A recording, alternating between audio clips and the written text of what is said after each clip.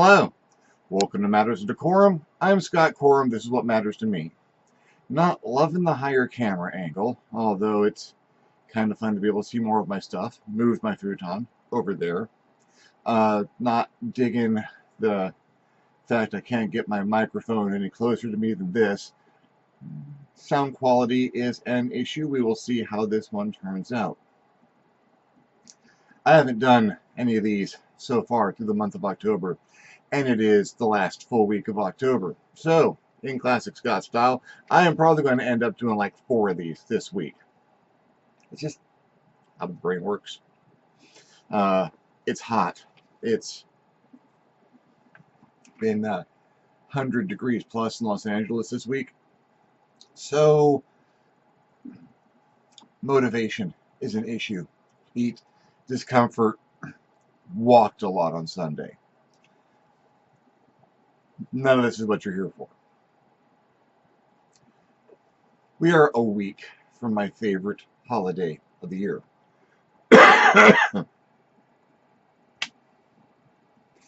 We are a week from my favorite holiday of the year.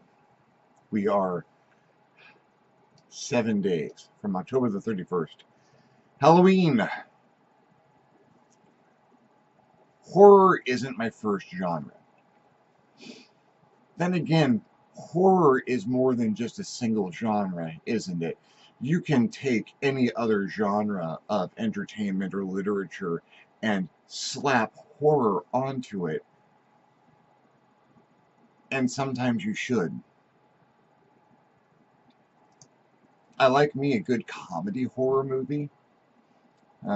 I'm fond of mixing fantasy and horror. There are a lot of horror elements in most of your classical fantasy. Lord of the Rings is packed with it. Of course, my favorite combination is science fiction and horror. Some of my favorite games I've ever run, stuff that most of my favorite stories come from, science fiction horror games. Later this week. But then there are just your sheer, raw, absolutely amazing horror films. Just straight horror. Now, child of the 80s that I am, I have seen my share of slasher films. That's okay. Jump scares and gore and whatnot, spatter in some random thighs and cleavage, and you have a movie. They're an art form when they're done well, and they're popcorn and background noise when they're not. Been to Halloween parties where you just put 4 or 5 bad movies on in the background and talk. And the 80s was really good for that kind of film. Movies that they exist. They're not necessarily need to be in full view of you or your full attention for you to be getting your benefit out of them. Any of the Wolfen movies, Chopping Mall, Deadly Friend. I kind of feel sorry for generations growing up past the existence of video rental stores, Blockbuster, 2020.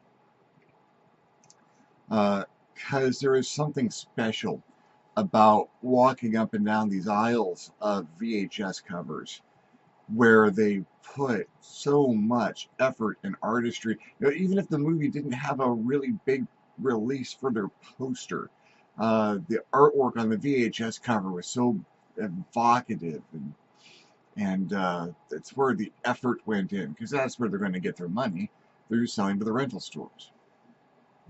DVD covers, not quite the same thing, and you can find the poster art. But walking up and down those aisles and seeing those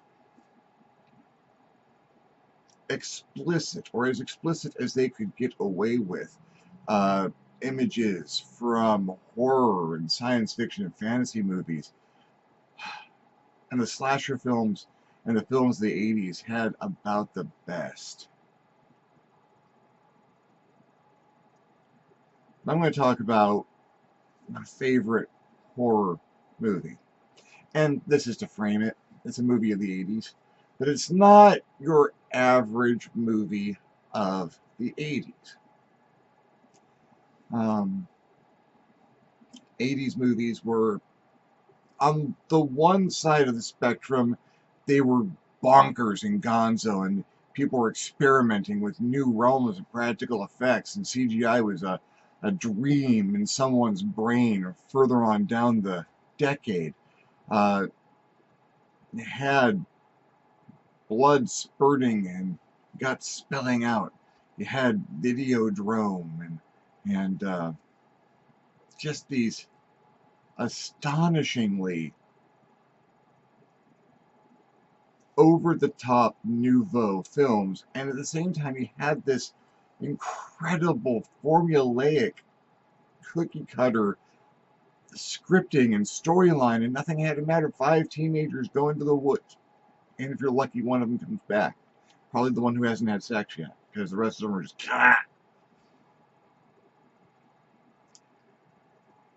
and it doesn't matter what they do, or they're just going to get picked off one by one because they're being dumb teenagers. And there's a bunch of cliches that we still see in horror movies and other horror literature to this day as a result of the proliferation of this one storyline throughout so many movies in the 80s. And you think the kids are stupid and walk into rooms, into completely dark rooms, backwards, looking out the door they just came in without turning on any lights. They might have something in their hand to use as a weapon, but they're not going to be able to use it because they're facing the wrong way. They split up for no good reason. Okay, I won't say no good reason. They're usually splitting up to have sex, except for the one who's going to survive because they're going to survive because they haven't had sex. I don't know why that was a rule, but we've got to go look for him, so they, and one by one, get taken down. My favorite horror movie, took all of these conventions, these people of, they're going out to yell and drink beer and have sex someplace far away from everyone else, where there's no one who can hear them and there's no chance that they're ever going to get interfered with in their pursuit to have beer, perhaps get high and have sex. And they do dumb things and make bad choices, and most, if not all of them, die. Usually to a hatchet, a machete, a chainsaw, or some other agricultural implement turned against its life-giving purpose of producing plants, to really, really interesting, gory practical effects. Now, this is a movie about smart people. Not just smart people, but people who have a handle on some of the more esoteric forms of thought and discipline. Scientists. Talking about John Carpenter's Prince of Darkness. John Carpenter remade a whole bunch of older horror movies. The Thing, one of my favorites, and stuff like that. But Prince of Darkness was a unique IP. It was a unique story, and it scared the living hell out of me. If you have not seen the movie Prince of Darkness, let me do a quick, see if I can get a spoiler-free summary out here before I dive into the details of it. A group of college professors and some of their brightest students are called to a church in the middle of the city where unusual things are happening, because there are no explanations that anyone's been able to find for what's happening there, and things go wrong. The end. It's suspenseful, and it's intriguing, and it's thought-provoking, and it's terrifying. Spoilers from this point on.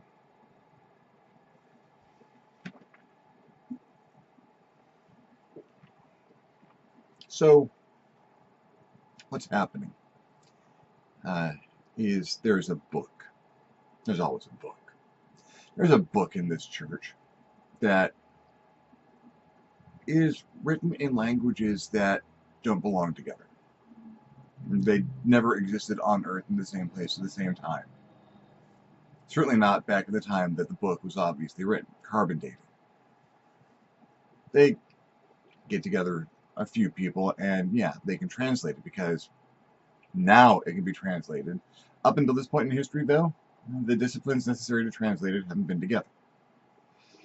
Which means theoretically the disciplines necessary to write it hadn't been put together, but there you go. There's a thing in the basement. It's not a monster or an artifact. It's an artifact. It's a big sealed glass cylinder, sealed with metal at the top and the bottom. There's green fluid in it, swirling for no reason. There's nothing causing it to swirl. There's no mechanism. There's no outside influence making the water, whatever liquid is, spin. It's just there, constantly doing it. Some corrosion on the metal. It's been there for longer than people have been able to work metal and glass to the degree necessary to make this item.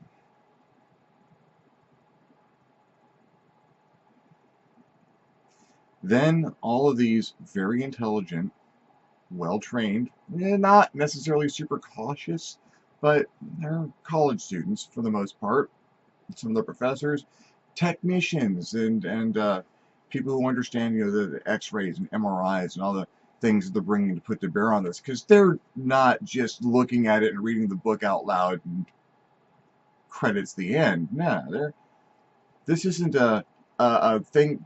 It's not people getting randomly killed who don't understand what's going on. It's people who have the best chance in the world of getting a grasp on what the situation is, on what is happening. Because there's another thing going on. Everyone who sleeps in this church has the same dream. Now, I have had a long history with nightmares and night terrors. I suffer from night terrors, and I know a scary dream when I see one. And some of the scariest dreams are the ones that come across as not actually being dreams, or somehow they impinge upon your consciousness as not necessarily being yours. They didn't originate up here. They seem like something from the outside, and that's a terrifying thing. The dream sequence in this movie is what makes it particularly terrifying to me and certain people I know. Funny story, I'll get to that. The dream looks like footage from a surplus video camera. Just a little bit better than black and white. Bad quality. It's footage of the front of the church, and the doors open, and there's weird lighting coming from inside, and there's this tall robed figure stepping out.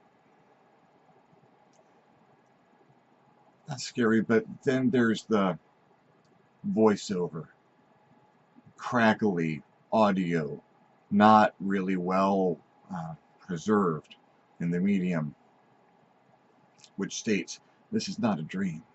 This is not a dream. We're unable to broadcast to your conscious mind due to neural interference. We are broadcasting this to you so that you may prevent the events that you are seeing. We are broadcasting from the year 199, and then the audio and video cuts out as the person is awakened by the dream."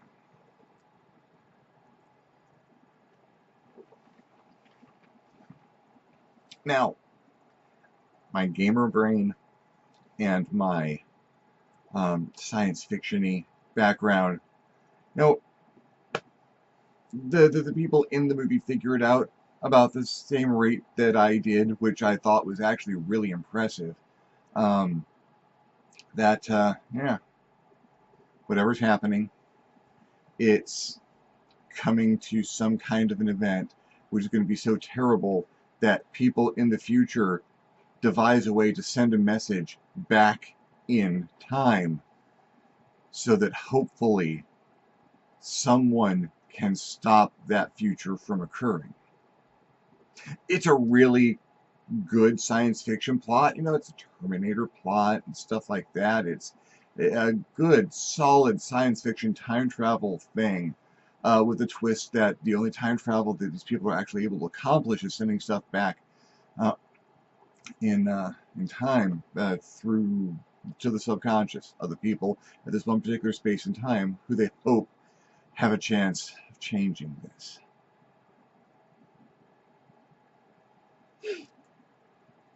That begins to descend into existential terror.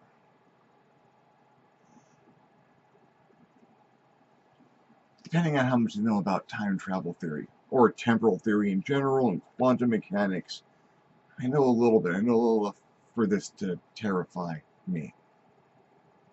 The people in the future to whom these events are happening, they're boned, no matter what. They might be able to affect a causational change. They might be able to prevent things from happening to the people in the past that happened to them. There are only two outcomes of that occurrence.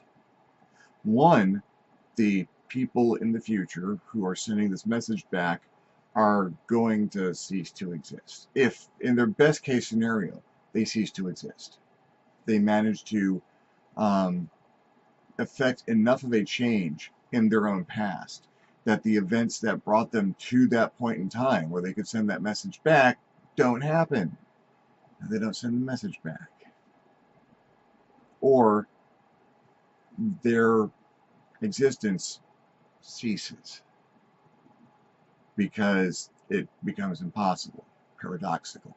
Or other time travel theories, they send the message back and the people in the past receive the message, at which point in time they split reality into two separate time streams.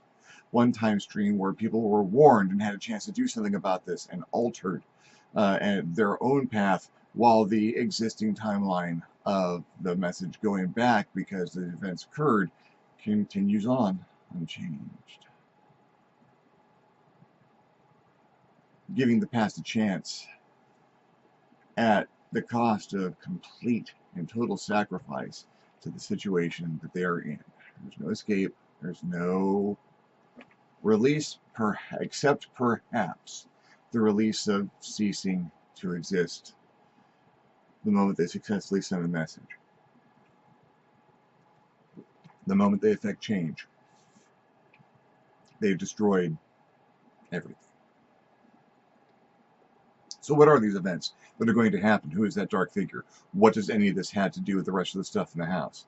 Well, the second law of thermodynamics is not in effect in that glass chamber, that glass cylinder in the basement. The exact opposite is happening. A apparently random collection of chemicals and compounds is ceasing to be random and is ordering itself inside that cylinder.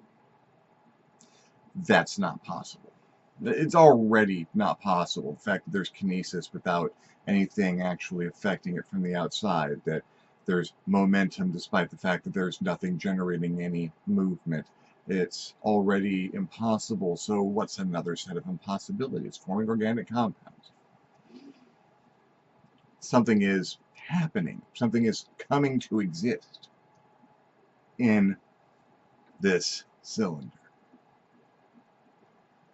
The book? It's a book of prophecy. And it's a pretty good one. because having been written over 1,000 years ago, it's telling the people in this church exactly what is happening by naming events, times, places, dates.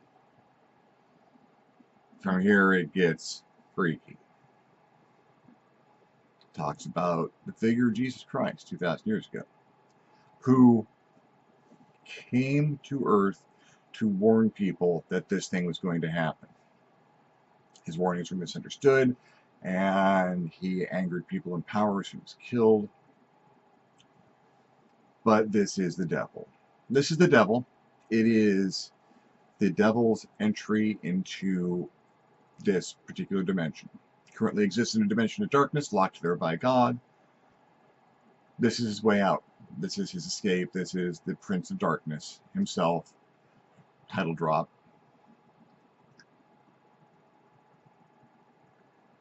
Coming back into the world. He's engineered a son, an heir, a next generation who will be his anchor, who can reach back into the darkness where the devil is held and pull him into our reality. And we know who the dark figure is in the doorway, and when it emerges, life as all humanity knows it is over, and the earth becomes hell. We are broadcasting from the year 199. Saw this movie in the 80s, the late 80s. Didn't take a lot of calculations. There isn't a lot of time left.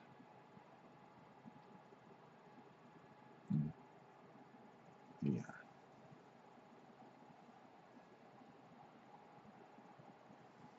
The sire, the descendant of the devil, the thing is going to reach into that dark dimension. Some things are going to happen in that church, some terrible things over the course of a few years. And with nothing to stop it, the world is going to worse than end. Worse than ending the world is all another thing that usually gets to me. That's just, there's an existential choice. Yeah, the world ends, and you have these post-apocalyptic scenarios which are actually kind of optimistic when you really think about it. You know, the bombs dropped and then the survivors did stuff, which assumes there are survivors, which is actually kind of a happy, peppy alternative to what is likely to actually happen.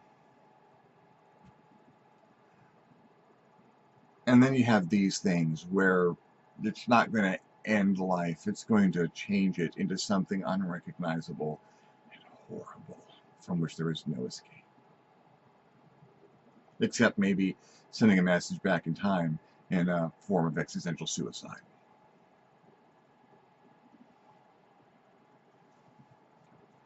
The fluid escapes the cylinder, and it has a locking mechanism on the inside.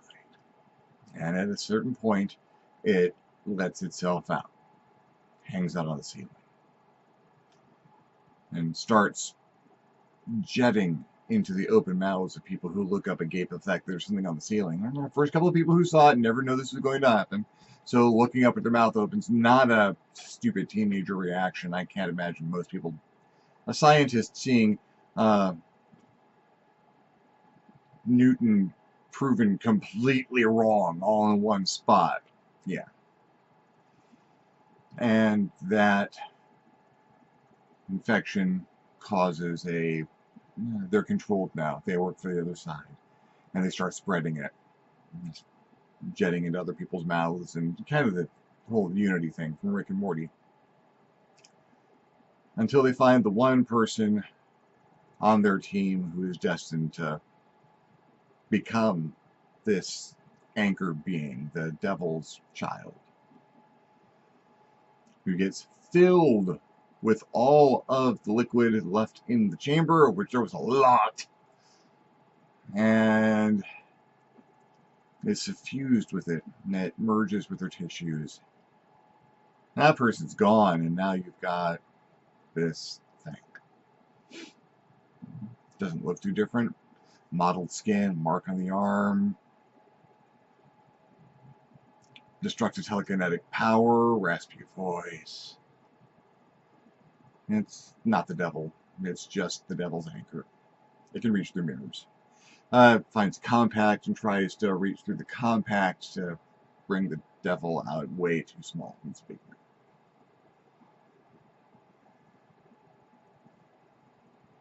There are big mirrors in the church.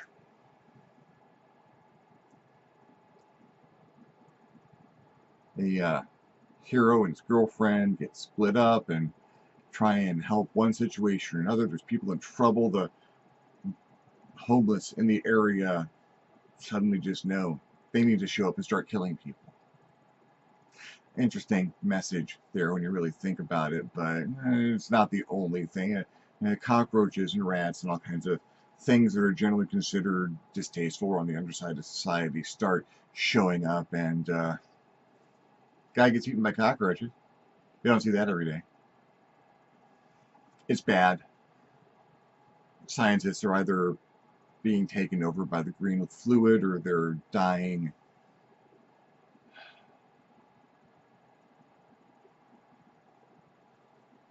Anchor, the devil finds a mirror big enough to pull the devil through. So, reaches in, and you see this darkness on the other side of the mirror dimension with just a little bit of light coming in from the mirror side, and this massive hand reaching to be taken. And the female protagonist tackles the anchor through the mirror because it has become like water to them.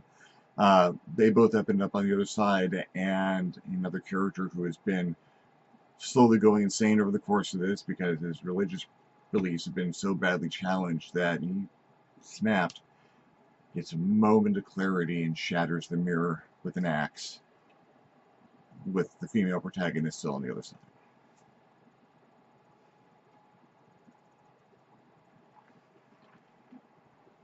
Crisis subverted. Male protagonist, who was becoming romantically involved with the female protagonist,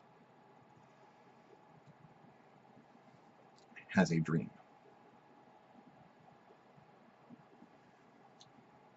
This is not a dream. This is not a dream. They are broadcasting to your subconscious.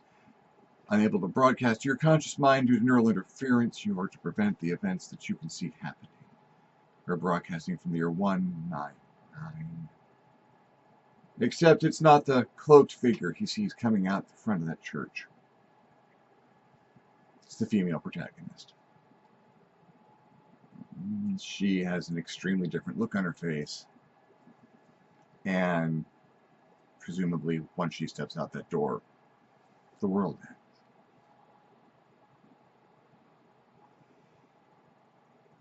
He wakes up, turns over. She's right there. Boom! Jump scare. Everyone in the theater jumps. Bravest man I've ever met, sitting right next to me in that theater, sitting on top of his theater seat. Dream sequence. And waking up from a dream into a dream. He wakes up again, alone,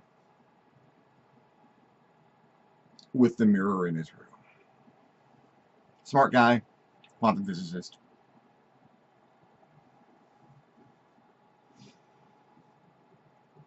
And he reaches for the mirror. Credits. They were smart. They were really smart. Every character in the movie. Now, they were not all clever. They were not all careful, but they were all smart. Yeah, and they were there dedicated trying to find this thing, but it was a school project for some of them. It was extra credit. It was, oh, you get some college stuff credit for coming and helping us look at this thing. It's weird, but I know this priest, and he's asked me really politely, so sure. Some of them had to leave early because they got things going on. They set their tests up to run. It's going to centrifuge until morning, so, I don't need to be here all night. I got a date. I'm leaving. If they don't make it.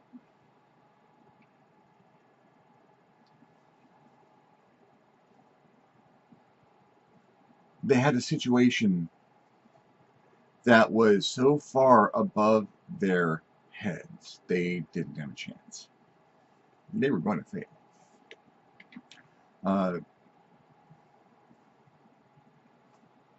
they were probably the only people who had enough of an open mind and enough of cross-disciplinary skills that, given that situation, they could get a grasp on it.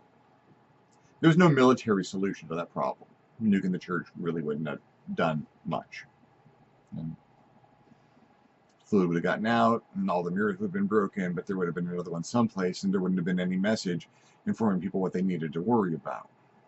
And without the book, walking into the same blind would have been way worse. It needed to be dealt with intelligently.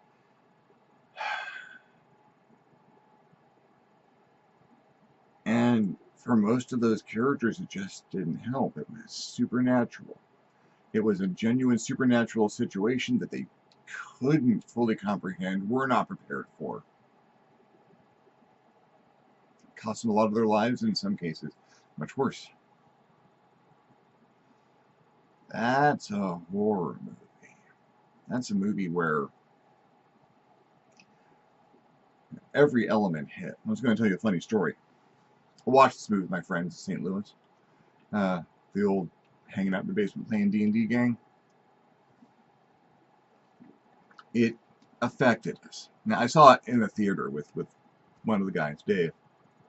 We're all sitting in the basement after it came out on VHS, and we showed it to everyone because it affected us. Scariest movie I've ever seen, still to this day. My friend Mike, one of the hardest working guys I've ever known, falls asleep on the couch after seeing this. Which is a bad idea because we were kind of dicks about the thing. Fell asleep on the couch. Me and Dave just look at each other. John looks over, sees what's going to happen. The three of us get into the side of the couch. And in unison, we start saying, "This is not a dream. This is not a dream. We are unable to broadcast to your conscious mind due to conscious interference. We are broadcasting to you so that you can prevent." And Mike yells, jumps off the couch, and will not fall asleep next to any of us ever again. Sorry, Mike. Kinda. I've used elements of that movie in games. I encourage people to see it if they are looking for a properly scary movie. People don't usually consider it one of John Carpenter's best, but it is a cerebral, scary film, and those are really hard.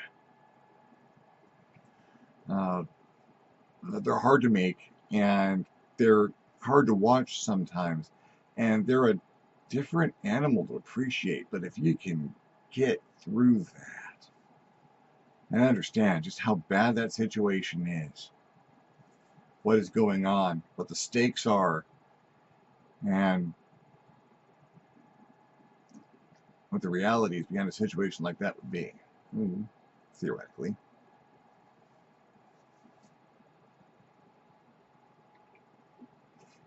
Later this week, a little bit more about my perceptions of horror, my favorite horror games, my favorite horror game sessions, and happy Halloween.